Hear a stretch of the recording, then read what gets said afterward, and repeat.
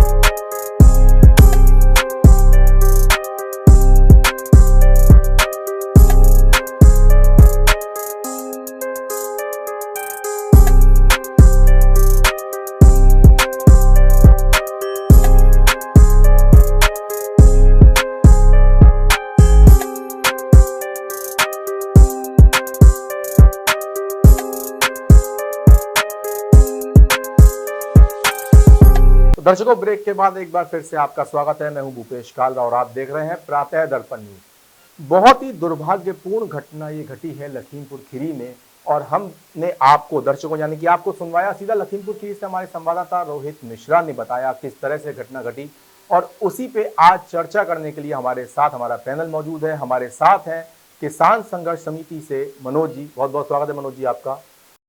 और राष्ट्रीय लोक दल के नेता रविंद्र सिंह जी हमारे साथ हैं, बहुत बहुत स्वागत है रविंद्र जी आपका एक बार फिर से पुणे हमारे स्टूडियो में।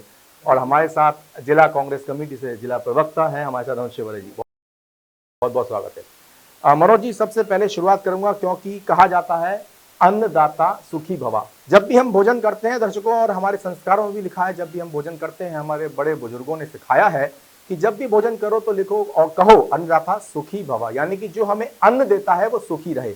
लेकिन मनोज जी, बहुत बड़ा प्रश्न आ रहा है कि अन्नदाता सुखी भवा हमारे जो संस्कार सिखाते हैं, पर उसी अन्नदाता के साथ आज इतनी बड़ी घटना घट रही है। लखीमपुर खीरी में जो किसानों के साथ घटना घटी है, क्या कहेंगे उसके बारे में? देखिए, उसके बारे में साफ और स्पष्ट कहना है मेरा कि ये गाथा भारतीय जनता पार्टी की सरकार बनने की बातें शुरू हो गई थी जी। क्योंकि जिस तरह से भूमि अधिग्रहण बिल 2014 को उन्होंने बदलने के लिए 4 बार अध्यादेश लाए थे, उस पूरे भूमि अधिग्रहण बिल में एक वो ये बात पूरी भारतीय जनता पार्टी ये नहीं बता पाई कि जिस 2014 के लिए उन्होंने श्रेय लिया था, उस बदलने के बाद उसमें क्या नया लाएंगे, और उन्होंने वापस कर लिया। इसके बाद पूरे कोरोना काल में जब देश में या पूरे विश्व में त्राही त्राही मची हुई थी, एक पीछे के दरवाजे से इसको ले आए ये लोग। दुर्भाग्य की बात यह है 75 साल में, मैं पूरे 75 साल की बात कह रहा हूं, कि आज किसान केवल न्यूनतम मूल्य मांग रहा है और न्यूनतम मूल्य पे लोगों पे गाड़ियां चढ़ाई जा रही हैं। और ये गाड़ियां एक दिन में नहीं चढ़ी, इसके लिए भारत सरकार के केंद्रीय गृह राज्य मंत्री मिश्र जी टोनी का बयान बाकायदा 3-4 दिन पहले आया और उनके पूरे बयान ने, बल्कि उनके ही बयान ने नहीं, हरियाणा के मुख्यमंत्री का बयान पढ़ लीजिए, भारतीय जनता पार्टी के कई प्रवक्ता उनके बच्चों के बयान पढ़ लीजिए, किस संस्कारित भाषा का उपयोग मंचों से हो रहा है जो भारतीय संस्कृति नहीं है। इसके बाद भी जिस तरह से संस्कारित भाषा का उपयोग किसानों के लिए हो रहा है, ये बेहद दुर्भाग्यपूर्ण है। और इसकी पूरी की पूरी गाथा भारतीय जनता पार्टी के लोगों ने, जिस तरह से दिल्ली के लाल किले से शुरुआत हुई थी और आज वो लखीमपुर खीरी में जाके उतरी है, उसकी पूरी की पूरी जिम्मेदारी भारतीय जनता पार्टी के नेताओं की है। ऐसे लोगों को, और इस देश का विशेषता रही है जिसने किसानों के खून से हाथ से होली खेली है, वो सत्ता पर काबिज नहीं रह पाया है। मैं इस प्रातः दर्पण केस में कहना चाहता हूं कि कोई भी ड्रामा कर लें, इन्हें 2022 में इस उत्तर प्रदेश से जाना होगा। यही इन किसानों के लिए सच्ची श्रद्धांजलि होगी। और दुख की बात यह है कि किसानों को मुआवजे के तौर पे 10 लाख रुपए, 5 लाख रुपए उधर दिया जाता है, जबकि इनको जो आंदोलनकारी हैं वो देश की मांग करते हैं, उन्हें शहीद का दर्जा दिया जाना चाहिए। मेरा पुनः यहां सभी नेताओं से कहना है, किसान नेताओं से, राजनीतिक पार्टियों से 10 लाख 5 लाख ना देकर उन जो भी मृत किसान हुए हैं उन्हें शहीद का दर्जा दिया जाए। अच्छी बात कही आपने मनोज जी। और अब हम आते हैं रालोद नेता रविंद्र सिंह जी पे। रविंद्र जी, एक बात बताइए, जय जवान जय किसान ये नारा दिया जाता है, हमारे भारत का नारा है, लेकिन कहीं ना कहीं किसानों पे अत्याचार हो रहा है। लखीमपुर खीरी के सांसद भी हैं, केंद्रीय गृह राज्य मंत्री भी हैं, अशोक मिश्र टेनी, उनके सुपुत्र द्वारा ऐसा किया जाता है। हालांकि उनका बयान आता है कि उनका बेटा काफिले में मौजूद नहीं था, लेकिन वहां जो प्रत्यक्षदर्शी थे, जो किसान थे, वो बता रहे हैं कि वो मौजूद थे और किसानों पे गाड़ी चढ़ा दी गई। क्या कहेंगे आप? देखिए भूपेश जी, सबसे पहले तो मैं ये कहना चाहूँगा कि ये जो कल घटना हुई है ये बड़ी दुर्भाग्यपूर्ण है। और कल जो जिसको बोल सकते हैं लोगों का कत्ल किया गया है एक मंत्री के बेटे के द्वारा, तो ये घटनाएं तो जब से मोदी सरकार आई है तब से चालू हो चुकी हैं। और अभी आपको ज्ञात होगा जो आंदोलन किसान कर रहे हैं उसमें 700 लोग शहीद हो चुके हैं, 700 से ऊपर ही शहीद हुए हैं। तो ये जो कल घटना हुई है ये तो पूरी तरीके से प्लान्ड वे में हुई है। देखिए, कुछ समय पहले उनके जो पिताजी हैं, जो देश के केंद्रीय गृह राज्य मंत्री हैं, वो किसानों को चेतावनी देते हैं और उसके सही 5 से 6 दिन के बाद उनका बेटा उनके ऊपर अपनी गाड़ियां चढ़ा के उनकी हत्याएं कर देता है। दूसरी बात रही केंद्रीय गृह राज्य मंत्री जो ये बोल रहे हैं कि मेरा बेटा वहाँ मौजूद नहीं था, तो उनका बेटा खुद ये कबूल कर चुका है कि वो घटना स्थल पर मौजूद था। हालांकि उसने घटना को बड़ा ही तोड़ मरोड़ के पेश किया। उसने कहा कि मेरे लोगों पे पहले उन्होंने हमला किया, उसकी परिणति में हमने गोलियां चलाई या हमने गाड़ियां चलाई, ऐसा उनका लड़का कबूल कर चुका है। तो गृह राज्य मंत्री जी बिल्कुल गलत बोल रहे हैं, उनका बेटा वहाँ पे मौजूद था, प्रत्यक्षदर्शियों ने भी बताया। और देखिए, निश्चित रूप से हिटलरशाही देश में चल रही है, किसान शहीद हो रहा है, जो देश का अन्नदाता है उसकी कहीं कोई सुनवाई नहीं है, MSP उसको मिल नहीं रहा है। और जो एक वर्ग ऐसा मोदी जी ने चुन लिया है जो पूरे देश में मुश्किल से 1 या आधा % है, उसको डे बाय डे वो बहुत ही पैसे वाला धनी बनाते जा रहे हैं। और बाकी 99% जनसंख्या आज की डेट में भारत देश के अंदर ऐसी है जो भुखमरी के कगार पे आ चुकी है। रविंद्र जी, अभी सपा के अखिलेश यादव जी का बयान आया है कि हिटलरशाही है, आप रालोद से हैं, आप भी कह रहे हैं हिटलरशाही है, तो क्या मिश्रित बयान है या वास्तव में हिटलरशाही दर्शा रहा है ये जगह? देखिए, जो देश में साफ स्वच्छ राजनीति कर रहे हैं, चाहे वो समाजवादी पार्टी हो या वो राष्ट्रीय लोकदल हो या और भी कोई पार्टी हो जो किसान के साथ है, निश्चित रूप से सबके जो विचार हैं वो वही हैं जो अखिलेश जी ने बोला है। और रही किसानों की बात, तो आपको पता है राष्ट्रीय लोकदल तो जब से बना है, या चौधरी चरण सिंह जी थे जो देश के प्रधानमंत्री भी रहे हैं, उत्तर प्रदेश के मुख्यमंत्री भी रहे, उनका भी सोचना यही था कि जो किसान है, जब तक हम किसान को मजबूत नहीं बनाएंगे तब तक हमारा भारत देश कभी भी मजबूत नहीं बन सकता है।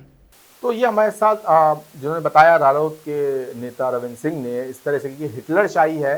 तो हम आते हैं अनुज शिवरे जी। अनुज जी, ये बताइए आप, नमस्कार, कि जो ये दुर्भाग्यपूर्ण घटना घटी है, जो ये सांसद के, जो मंत्री के, केंद्रीय गृह राज्य मंत्री के बेटे ने इस तरह से किया है, कहीं ना कहीं रविंद्र जी ने कहा ये प्लान्ड है, तो आप क्या कहते हैं इस बारे में? सर, ये बिल्कुल एक सोची साची समझे से वो है, प्लान्ड है। और इसमें जो घटना घटी है, इसमें एक के बाद एक किसान जो मरते चले गए, 6 से 8 तकरीबन स्पष्टीकरण आगे डीएम ने करा है, वह निंदनीय है बहुत। और इसमें तत्काल रूप से पहले तो किसान के परिवारों को जो 10 लाख रुपए के मुआवजे की बात चल रही है, वो 10 लाख से उस किसान का पेट नहीं भरेगा।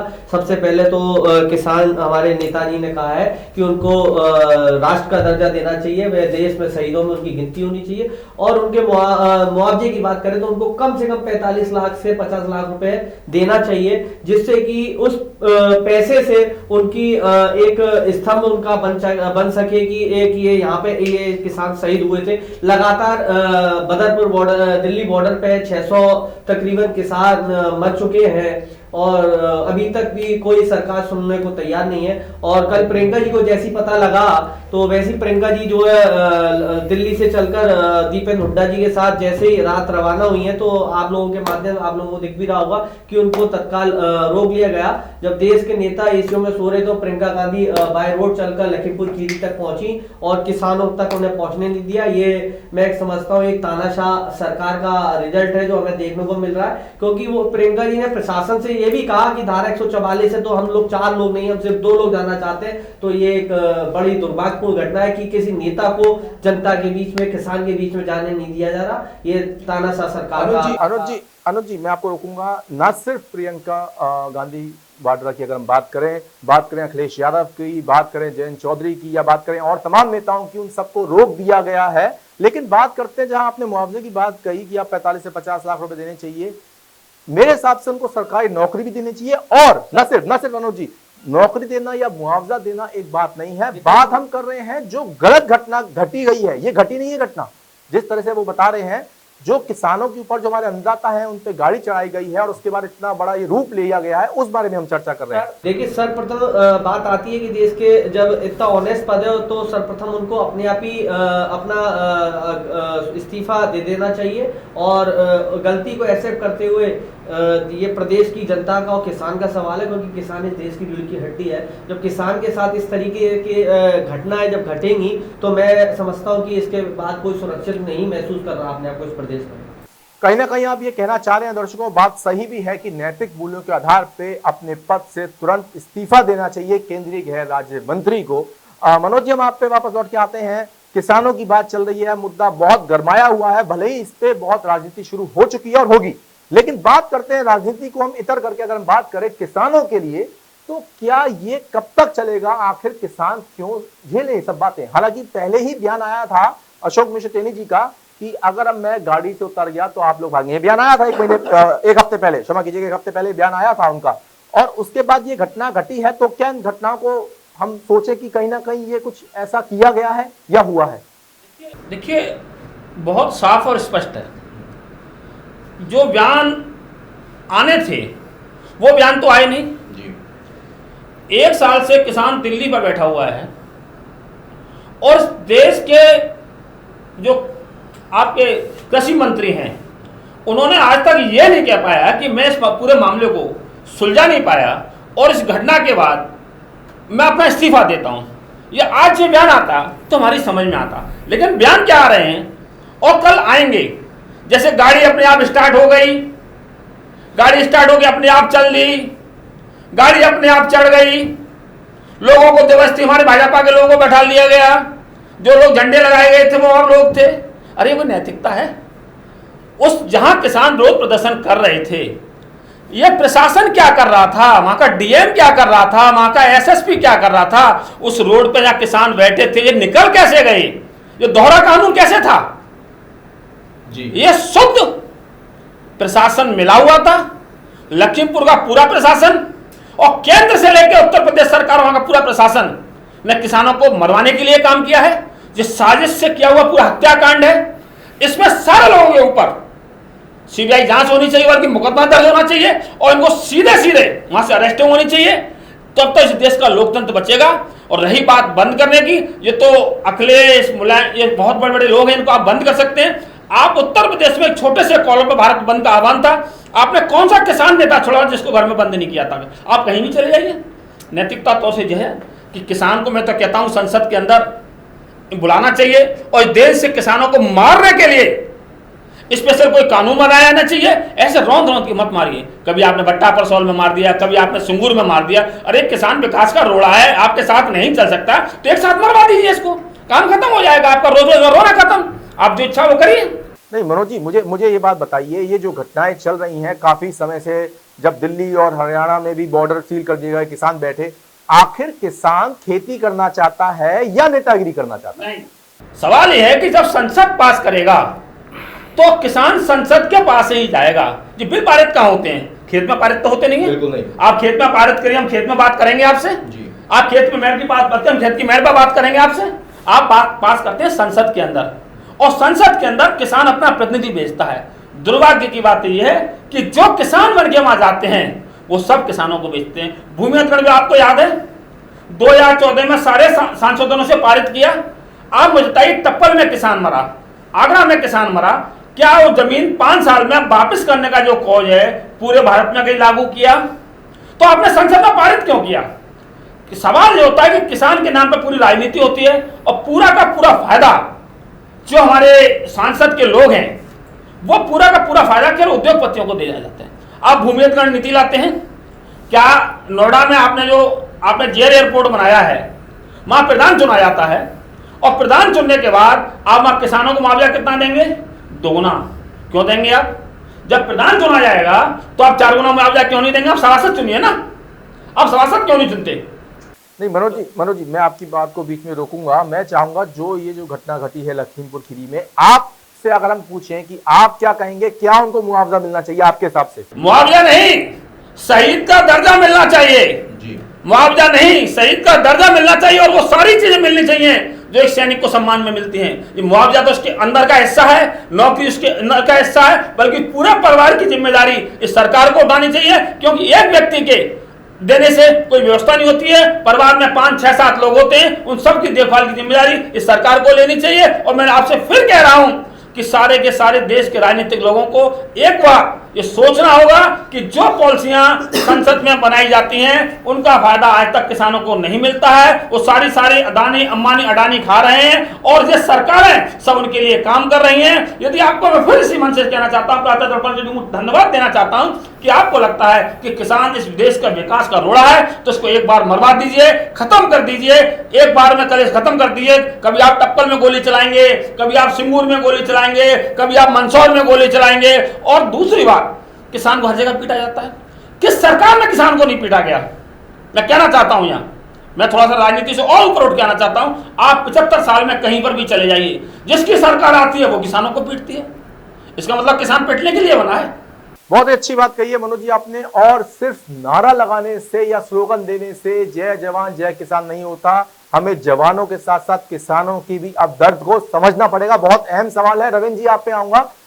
बहुत बड़ी बात आ रही है कि इतनी बड़ी घटना घटी, अगर मैं पूछूं आपसे, जैसे मनोज जी ने बताया, आप क्या कहेंगे, क्या होना चाहिए वास्तव में उनके साथ न्याय? देखिए, सबसे पहले जो ये मुआवजे की बात आ रही है, तो देखिए योगी सरकार, जो भारतीय जनता पार्टी का कोई भी, मैं तो गुंडा बोलूंगा, एक भारतीय जनता पार्टी का गुंडा भी कहीं मर जाता है तो योगी जी जाके कम से कम 1 करोड़ रुपए उसकी सहायता देते हैं उसको। तो ये किसान है, इनके परिवार भी हैं, इनके भी बच्चे हैं, तो मेरी समझ ये है कि कम से कम 1 करोड़ रुपए का मुआवजा इनको मिलना चाहिए। इनके घर में से किसी एक व्यक्ति को सरकारी नौकरी भी मिलना चाहिए। और योगी और मोदी सरकार ये शपथ ले आज से कि किसानों के ऊपर अत्याचार नहीं करेंगे। रही बात इस्तीफा देने की कि केंद्रीय गृह राज्य मंत्री को इस्तीफा देना चाहिए, निश्चित रूप से उसको तो इस्तीफा देना ही चाहिए, लेकिन मेरी सोच ये है कि प्रधानमंत्री नरेंद्र मोदी को सबसे पहले अपना इस्तीफा दे देना चाहिए, क्योंकि वो 700 से ज़्यादा किसान जो अभी तक शहीद हो चुके हैं, उनके शहीद होने की जिम्मेदारी हमारे देश के प्रधानमंत्री श्री नरेंद्र मोदी जी के ऊपर है। और अब उनसे ये उम्मीद की जाती है कि बहुत हो गया नरेंद्र मोदी जी, अपना झोला उठाइए और निकल लीजिए। अब शिवराज जी आप पे आऊंगा। एक बहुत अच्छी बात कही और बहुत कुछ ऐसी बातें कही। अगर मान लेते हैं हम, अगर आपके बेटे से एक बार को अगर ये गलती होती तो आप क्या करते? मैं सर्वप्रथम अपने बेटे को, मेरा बेटा ऐसी कृत्य करता तो सर्वप्रथम उसको पहले जेल में भेजने का काम करता, चाहे वो मेरा बेटा हो। कोई सत्यता को स्वीकार करना चाहिए। और भारतीय जनता पार्टी झूठ के आधार पर देश में राजनीति कर रही है, वो आप लोगों के सामने समक्ष है, क्योंकि सत्यता से ये लोग भाग रहे हैं। राहुल गांधी जी लगातार पूरे देश में लड़ाई लड़ रहे हैं, लगातार जो बातें कह रहे हैं वो सत्य हो रही है। देश के प्रधानमंत्री मोदी राहुल जी के सामने बैठने को तैयार नहीं होते, मगर ये दुर्भाग्य है कि ये झूठे लोग हैं। इनके रोज नए झूठ पूरे देश के सामने आ रहे हैं। और बात रहती है कि किसानों के साथ जो उत्पीड़न हो रहा है, ये तो मैं समझता हूँ जब तक भारतीय जनता पार्टी रहेगी तो ये ऐसा तो उत्पीड़न झेलना पड़ेगा। देश की जनता को जागरूक होना चाहिए, क्योंकि एक वोट एक ऐसा अधिकार है, उससे सरकार और संसद और विधानसभा चुनी जाती है। अनुज जी मैं आपसे जानना चाहूंगा, कहीं ना कहीं कोई घटना घटी है और बहुत दुर्भाग्यपूर्ण घटना घटी है, लेकिन कहीं ना कहीं इसका ध्रुवीकरण भी किया जा रहा है, राजनीतिक रोटियां भी सेकी जा रही हैं। हालांकि किसानों बहुत ही ज्यादा गलत हुआ है परंतु इसका क्या ये मतलब भी है, इसलिए मैंने आपसे प्रश्न पूछा। इसलिए ये राजनीतिक ध्रुवीकरण आप जो सोच रहे हैं या समझ रहे हैं या कह रहे हैं, ये तो देश में मैं समझता हूँ कि जो नॉन पॉलिटिकल है वो भी चाय की दुकान पर खड़े होकर राजनीति की चर्चा करता है कि देश में प्रधानमंत्री कौन बनेगा, देश प्रदेश का मुख्यमंत्री कौन है। ऐसा कुछ नहीं है, ये देश के नेताओं की संवेदना होती है कि कोई मरा है तो हमें उसके यहाँ जाना है, या कोई भी पार्टी राजनीतिक दल हो, जैसे प्रियंका जी को पता लगा, अखिलेश जी को पता लगा, जयंत जी को पता लगा, सब लोग पहुंच रहे हैं। हमारे हरियाणा पंजाब के मुख्यमंत्री को धारा 144 लगाकर रोक दिया गया। ये एक रोकने का मतलब ये साफ जाहिर हो रहा है कि राहुल गांधी भी आ रहे हैं, हो सकता है राहुल जी भी पहुंचे, क्योंकि राहुल जी ने कल अभी तक उनका कोई बयान नहीं आया, इसलिए मैंने आपसे हो सकता है कि पहुंचेंगे, जरूरत पड़ेगी, क्योंकि प्रियंका जी खुद नेतृत्व कर रही है, तो मैं समझता हूँ राहुल जी जब बहुत ज्यादा जरूरत पड़ेगी तो पहुंचेंगे। मगर राहुल जी ने भी कल ट्वीट करके प्रियंका जी को कहा है कि आप नेतृत्व करिए, और प्रियंका जी ने डट के मुकाबला करा प्रशासन का, शासन का। जी अच्छा, कहीं ना कहीं नवीन जी, अगर हम आप पे वापस लौट के आते हैं, कहीं ना कहीं बात की जाए कि जब कोई गलत घटना होती है उसका विरोध करना लाजमी है, और सब नेता आ रहे हैं, भले ही आप हमें से कुछ भी कहें, लेकिन आ रहे हैं वो संवेदना प्रकट करने के लिए, तो उनको नजरबंद कर देना, उनको गिरफ्तार कर देना, ये हमारे लोकतांत्रिक देश में कहां तक सही है? देखिए भूपेश जी, मैं आपको बता दूं, ये जो घटनाएं चल रही हैं, नज़रबंद कर देना या गिरफ्तार कर लेना, ये निश्चित रूप से अघोषित इमरजेंसी है। एक तो होती है घोषित इमरजेंसी, एक होती है अघोषित। तो आज हिंदुस्तान के अंदर अघोषित इमरजेंसी लगी हुई है। होता वही है जो मोदी जी चाहते हैं, किसी को अपनी आवाज़ उठाने का मौका नहीं देते, उनकी आवाज़ को कुचल दिया जाता है। और जो हमारे फंडामेंटल राइट्स हैं, जो संविधान ने हमको दिए हैं, उन फंडामेंटल राइट्स की रक्षा बेसिकली सरकार को करनी चाहिए, लेकिन वो सरकार तो रक्षा कर ही नहीं रही है, उनको और कुचल रही है। तो निश्चित रूप से ये जो घटनाएं हो रही हैं, ये दबाने का काम किया जा रहा है। और 2022 में जो इलेक्शन आ रहा है, या 2024 में लोकसभा का इलेक्शन आएगा, उसमें जनता इस चीज़ से मुक्ति पाएगी ही पाएगी। दूसरी चीज़, अभी एक भाई ने कहा कि 75 साल से कोई भी सरकार आती है तो वो किसानों का दमन करती है। आप उठा के देख लीजिए, चौधरी चरण सिंह जी चाहे उत्तर प्रदेश के मुख्यमंत्री रहे हों, चाहे चौधरी चरण सिंह जी प्रधानमंत्री रहे हों इस देश के, चौधरी चरण सिंह जी ने किसानों के लिए इतने काम किए, उनके अधिकार दिलवाए। आप ये मान लीजिए कि किसानों की साइकिलों तक पे टैक्स था, किसानों के लिए जो ट्रैक्टर आता है उस ट्रैक्टर पर से टैक्स हटवाने तक का काम भी चौधरी चरण सिंह जी ने किया। तो आज तक इतिहास में जो चौधरी चरण सिंह, अजीत सिंह और जयंत चौधरी जी कर रहे हैं किसानों के लिए काम, वो न किसी ने किया और न शायद लगता कोई आगे कर पाएगा। मनोज जी, आप पे आते हैं और समय भी हमारा हो रहा है। एक अगर हम आपसे क्लोजिंग स्टेटमेंट मांगे कि क्या कहेंगे आप इस घटना के बारे में? देखिए, नैतिक तौर पे इस सरकार में नैतिकता नाम की कोई चीज़ बची होती तो कल घटना के बाद शाम को 6-7 बजे तक मन की बात हो जाती है, छोटी छोटी बातों पे ट्वीट हो जाती है, एक खिलाड़ी कोई पदक जीत के आता है तो जीतने तक की बात हो जाती है, लेकिन गाड़ी से 8 किसान रौंद दिए जाते हैं, वो कोई भी हो, उस पूरे आंदोलन में 8 लोग रौंद दिए जाते हैं। देश के प्रधानमंत्री के मुख से एक शब्द नहीं आया है, और शाम के 7 बजे तक उत्तर प्रदेश सरकार के मुख से भी कोई बयान नहीं आया है। तो आप अंदाज लगा सकते हैं कि कितनी प्लानिंग के साथ जो लोग काम कर रहे हैं, इनको क्या बोलना है और क्या नहीं बोलना है, ये तय करके सब कुछ करते हैं। इनकी तो मैं कह रहा हूं कि बाकायदा इनके दिमागों के ब्रेनों की जांच होनी चाहिए, और ये पूरा षड्यंत्र है, इसका खुलासा होना चाहिए। तो दर्शकों, कहीं ना कहीं ये जो दुर्भाग्यपूर्ण घटना घटी है वास्तव में बहुत निंदनीय है, और हम उन सभी को जो किसान भाई हमारे शहीद हुए हैं उनको हम सच्ची श्रद्धांजलि देते हैं, उनको नमन करते हैं। साथ साथ जो पत्रकार साथी भी हमारे इस दुर्घटना में शहीद हुए उनको भी हम सच्ची श्रद्धांजलि देते हैं, नमन करते हैं, और यही आशा करते हैं, और ये हमारा एक विश्वास भी है जो सरकारें बैठी हुई हैं, जहां तक हमारी आवाज जाती है वो सभी लोग, कि इस तरह की घटनाएं नहीं होनी चाहिए, और नैतिक मूल्यों के आधार पे जिसने भी घटना की है उसको अपने पद से तो इस्तीफा देना ही चाहिए, साथ साथ जिसने करी है उसके ऊपर मुकदमा भी दर्ज होना चाहिए। आप सभी लोग बने रहें, बहुत बहुत धन्यवाद, नमस्कार।